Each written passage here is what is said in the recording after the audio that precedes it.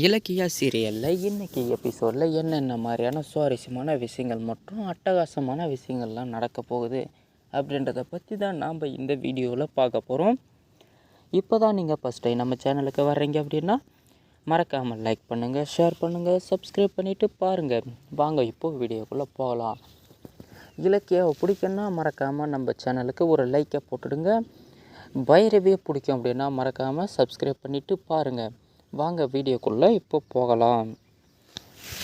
பைரவி பேசிட்டு போன பிறகு பார்த்தீங்க அப்படின்னா, இதுக்கு மேலேயும் நாம் கௌதம் கூட இருந்தாக்க இது நல்லது இல்லை. கௌதம் நல்லா இருந்தால் போதும், கௌதம் சந்தோஷம்தான் நமக்கு முக்கியம் அப்படின்னு சொல்லிட்டு இலக்கியா பார்த்தீங்கன்னா சோகமாக மனசில் நினச்சிக்கிட்டே அப்படியே ஆஃபீஸ் ரூமுக்கு போகிறாங்க. அங்கேருந்து பிரின்ஸிபால் பார்த்தீங்கன்னா அவங்க இலக்கியாவை வர சொல்லுங்கன்னு சொல்லிட்டு கூப்பிட்றாங்க. கூப்பிட்ட உடனே ஆஃபீஸ்க்கு போகிறாங்க. சொல்லுங்கள் மேடம் அப்படின்னு சொல்லிட்டு இலக்கியா கேட்குறாங்க. நீ அடுத்த மாதத்துலேருந்து நீ கூட்டி பெருக்க வேண்டிய அவசியமே கிடையாது. நீ டீச்சர் வேலைக்காக நீ கேட்டு இருந்த இல்லையா, அந்த வேலை இப்போ உனக்கு கிடைக்க போகுது. அடுத்த மாதம் இருந்து நீ டீச்சராக ஜாயின் பண்ணிக்கோ அப்படின்னு சொல்லிட்டு அந்த ஸ்கூல்லேருந்து சொல்கிறாங்க. இதை கேட்ட உடனே சந்தோஷப்படுறதா சோகப்படுறதான்னே நம்ம இலக்கியாவுக்கு ஒன்றுமே புரியலைங்க. ஏன்னு பார்த்தீங்கன்னா, இப்போ தான் கௌதமை விட்டு வேலைக்கு போகிறதா சத்தியம் பண்ணி கொடுத்துருக்கேன் இல்லையா, இனிமேல் வேலை வந்தால் என்ன வரல என்ன அப்படின்னு சொல்லிட்டு பயங்கரமாக சோகமாகவே ஆயிட்டாங்க.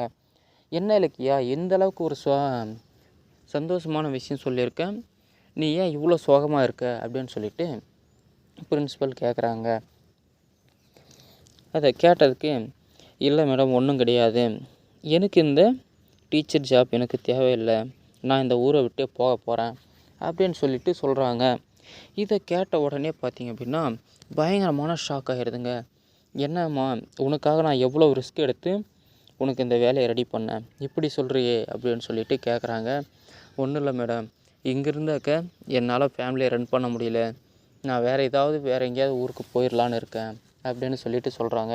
நீ அந்தளவுக்கு எதுவும் அவசரமான முடிவு எடுக்காத, இதுக்கு வேறு ஏதாவது நான் வழி இருந்தால் பார்க்குறேன் அப்படின்னு சொல்லிட்டு சொல்கிறாங்க. சரி ஓகே மேடம் நான் வரேன் அப்படின்னு சொல்லிட்டு வெளியே கிளம்பி போகிறாங்க. நம்ம கௌதமுடைய அத்தையும் இலக்கியாவுடைய அத்தை அங்கேருந்து வெளியே இருந்து பார்த்துட்டு, என்னம்மா இப்படி ஒரு முடிவு எடுத்துட்டியே, நான் உனக்கு தான் சொன்னேன் இல்லையா, பைரவி சொன்னதெல்லாம் ஒரு விஷயமே எடுத்துக்காத, கௌதமுக்கு எப்படி இருந்தாலும் வாழ்க்கையில் முன்னேறதுக்கு ஒரு சான்ஸ் கிடைக்கும், அதுக்காக நீ கௌதமை விட்டு விலகி போய் தான் ஆகணும் அப்படின்றது அவசியமே கிடையாது, நீ உன்னுடைய முடிவை மாற்றிக்கோ அப்படின்னு சொல்லிட்டு கௌதமுடைய அம்மா இலக்கியா கிட்ட சொல்கிறாங்க. இருந்தாலும் பரவாயில்லம்மா, கௌதம் நல்லா இருக்கிறது தான் எனக்கு முக்கியம் அப்படின்னு சொல்லிட்டு கிளம்பி போயிடுறாங்க.